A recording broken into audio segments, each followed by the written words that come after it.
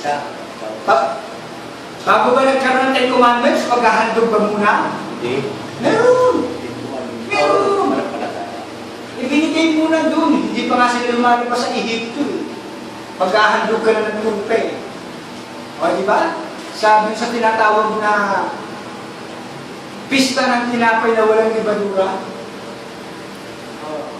Pero yung paghahandog na yan, pinagtibay pa nung ibigay ang 10 utos.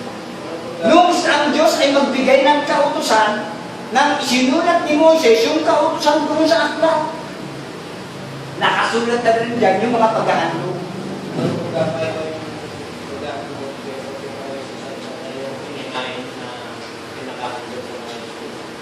Sa mga Diyos-Diyosan, isa yun. Utos din ni Moises yun.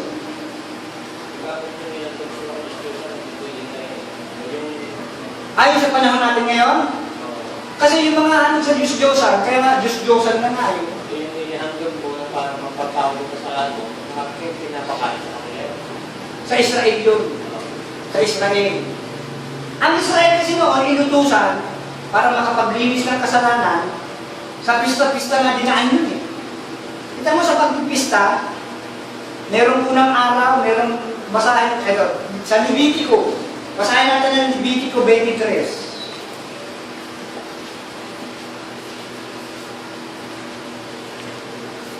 Versikulo 37. Ito ang mga takdang kapistahan sa Panginoon na inyong itatanyag ng mga banal na pagpupulong upang maghandog sa Panginoon ng handog na pinaraan sa apoy, ng handog na susunugin, at ng handog na harina, ng hain, at ng mga handog na inumin na bawat isa ay sa kanyang sariling kaarawan. Yan. No?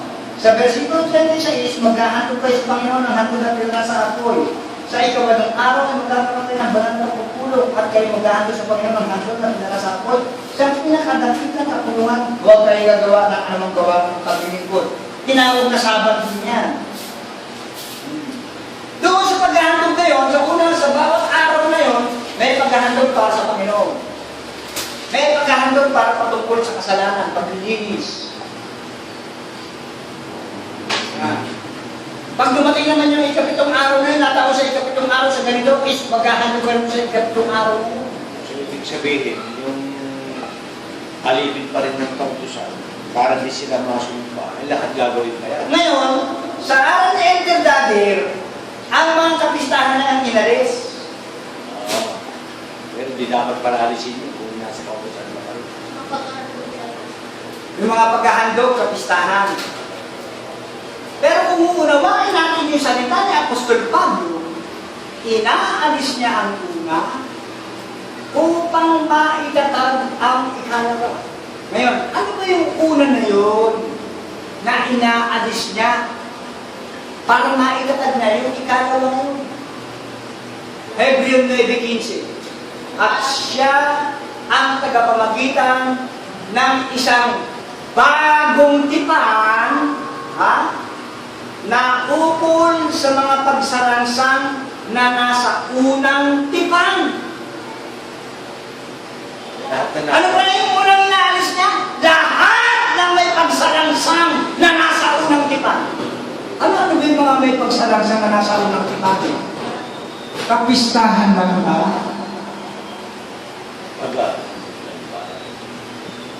Yan, yung mga nag-aaral ng abogasya. Kaya marami nag-aaral ng abogasya, yun, judge na. Bobo pa rin hanggang ngayon. Kaya nga meron na hatulan, no, walang kasalanan.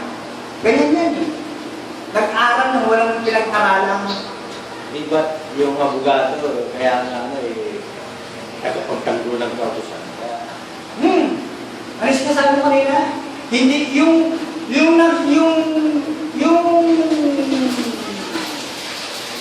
tagapamagitan, iba yung tagapamagitan sa abogado.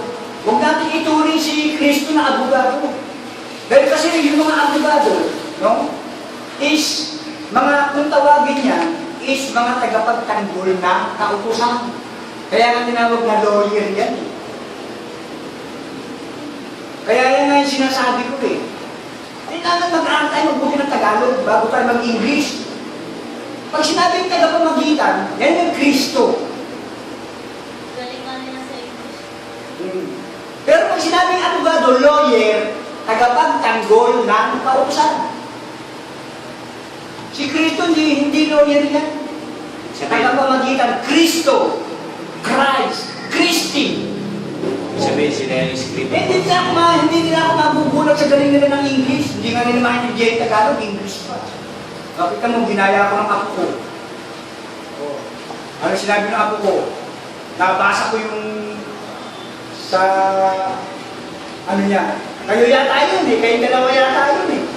Yung huling message ng apo ko, nako eh, mga pastor pala kayo, wala kayong alam. Eh, huwag na. Huwag ka na sumali dyan. Hindi ka lang. Dumedi ka na lang.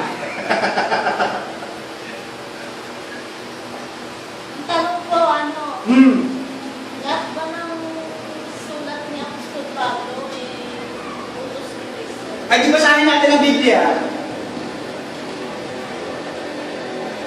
Unang Korinto 14. Kasi sabi niya ano hindi lahat ng sulat ni Apostol Pablo utos ni Cristo Unang Korinto 14:37. Kung iniisip ninyo man na siya'y propeta o ayon sa Espiritu, ay kilalanin niya ang mga bagay na sa inyo'y isinusulat ko na pawang utos ng Panginoon. Meron ko siyang hindi sinulat dito? Paano yung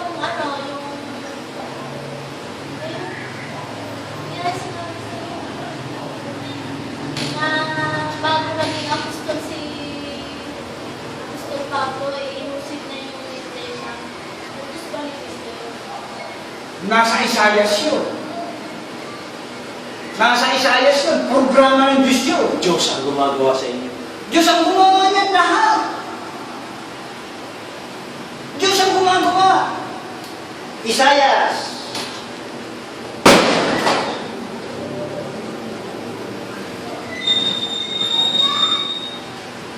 Diyos ang gumawa niyan. Diyos ang may utos niya. Kautusan niyan eh. Aklat ng kautusan doon eh. Oh. Ito ang aklat ng kautusan. Kaya kita mo si Kristo kung magsalita. Hindi ba ka nasusulat sa inyong kautusan? Oh.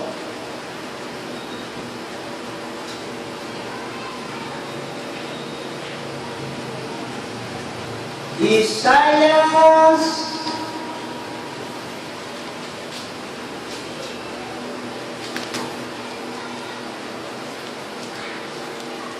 49.